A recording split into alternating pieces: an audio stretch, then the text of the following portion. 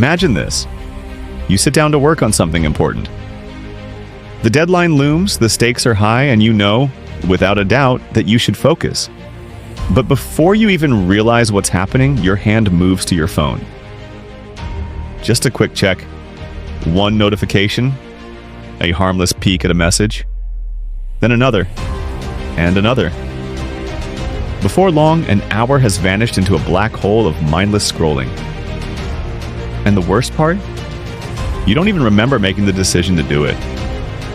It's as if something else took control, some invisible force hijacking your willpower, whispering to you that there's always time to get back on track. Later. But why?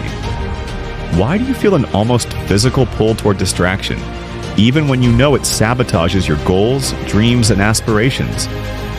Why is it easier to scroll endlessly through content you won't even remember tomorrow than to sit in silence with your own thoughts?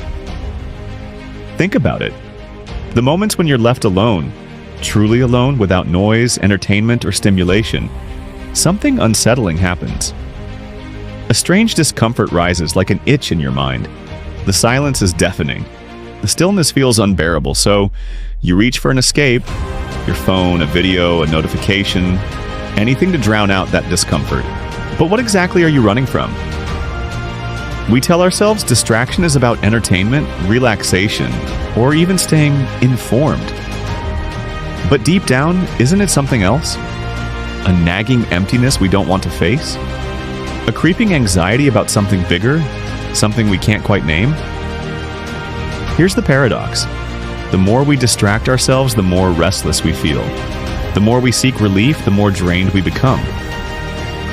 It's a self-perpetuating loop, a hunger that only grows the more we feed it. But what if distraction isn't just a habit? What if it's a symptom? A symptom of something buried deep within our psychology, something we've been conditioned not to see. What if the real reason you're addicted to distraction isn't about technology, social media, or bad habits at all? What if distraction is a form of escape, not from boredom, but from yourself? This is the truth that few dare to confront. And if you're willing to go deeper to pull back the layers, you might just discover that your addiction to distraction isn't just stealing your time, it's stealing you. But before we reveal the hidden force behind it all, we need to ask a far more unsettling question. What happens when you finally stop running? If you strip away the noise, what remains? If the distractions vanish, what's left? For most, the answer is discomfort, an eerie, restless void. But why does stillness feel so unnatural? Why does silence, rather than soothe, unsettle? Carl Jung warned that people will do anything, no matter how absurd, to avoid facing their own soul. And that is precisely what distraction protects us from. Ourselves. Beneath the surface of endless notifications, viral videos, and dopamine-driven engagement lies something we don't want to acknowledge. The existential weight of being. The philosopher Arthur Schopenhauer saw human existence as a constant swing between boredom and suffering. When we achieve what we desire, we become restless and seek new stimulation. When we lack stimulation, we suffer from emptiness. It is within this loop that distraction thrives. Not as a mere habit, but as an existential crutch. A way to avoid confronting the reality that life itself is, at its core, uncertain, fragile, and often painfully meaningless. Jean-Paul Sartre argued that humans are condemned to be free. That in the absence of a preordained purpose, we must create meaning for ourselves. But this responsibility is terrifying. To face the full weight of our freedom means accepting that our lives are entirely in our hands. And so, rather than bear this responsibility, we escape into distraction. The endless stream of content gives us an illusion of engagement, a sense that we are doing something, even when we are merely spectators in the grand theater of digital consumption. Aldous Huxley saw it coming. In Brave New World, he described a society where pleasure and endless entertainment are used to keep people passive. Unlike Orwell's vision of totalitarian oppression, Huxley foresaw a world where control is exerted not through force, but through indulgence. We are not shackled by an external authority. We are shackled by our own need for comfort and stimulation. And so, distraction becomes a tool, not just of self-soothing, but of self-abandonment.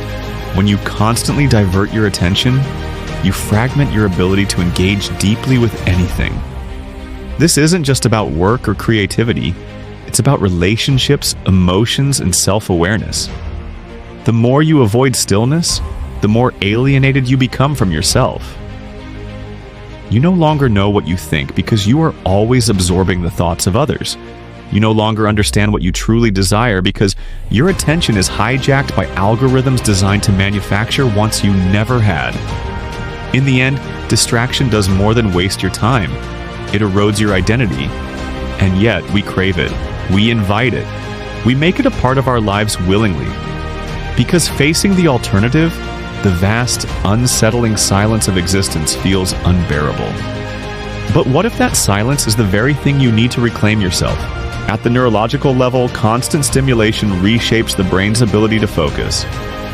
The prefrontal cortex, the part responsible for deep thought, decision-making, and willpower, becomes weakened.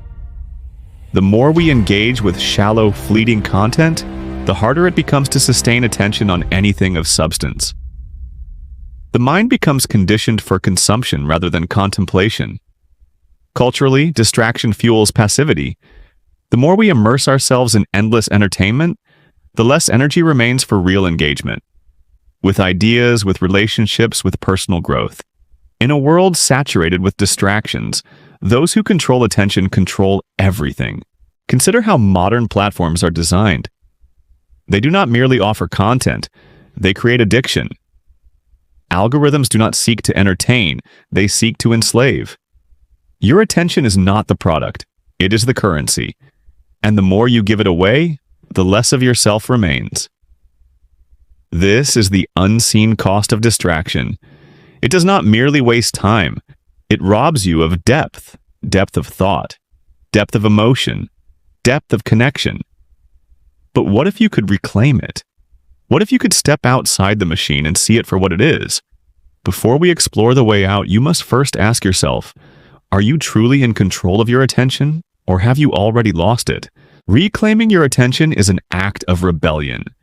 To break free from distraction, you must first understand that the system is designed to keep you addicted. Every notification, every infinite scroll, every autoplay feature exists to consume your time and attention. Your mind is being farmed for profit. But here's the truth. You are not powerless. To escape, you must rewire your relationship with stillness. You must become comfortable with silence, boredom, and discomfort. Meditation, deep work, and intentional solitude are not luxuries. They are weapons against the noise that enslaves you. Create boundaries. Remove the triggers. Delete the apps. Turn off notifications. Replace digital noise with deep engagement, with books, philosophy, nature, and meaningful work. Most importantly, redefine what it means to be entertained. Instead of passive consumption, seek active creation. Instead of mindless scrolling, seek mindful reflection. Reclaim your attention, and you reclaim yourself. If you strip away the noise, what remains? If the distractions vanish, what's left? For most, the answer is discomfort, an eerie, restless void. But why does stillness feel so unnatural? Why does silence, rather than soothe, unsettle? Carl Jung warned that people will do anything, no matter how absurd, to avoid facing their own soul. And that is precisely what distraction protects us from: ourselves. Beneath the surface of endless notifications, viral videos, and dopamine-driven engagement lies something we don't want to acknowledge: the existential weight of being. To confront these questions is to confront reality itself. And yet, this confrontation is the key to freedom. True liberation comes when you no longer fear your own thoughts, when you can sit in stillness and not flinch, when you realize that the emptiness you feared was never emptiness at all. It was possibility. In the end, the only way to break free from distraction is to turn toward yourself. Because when you finally stop running, you will find that what you were looking for was you all along. Don't forget to subscribe, like, and make a comment. Hit the notification bell. See you in the next video.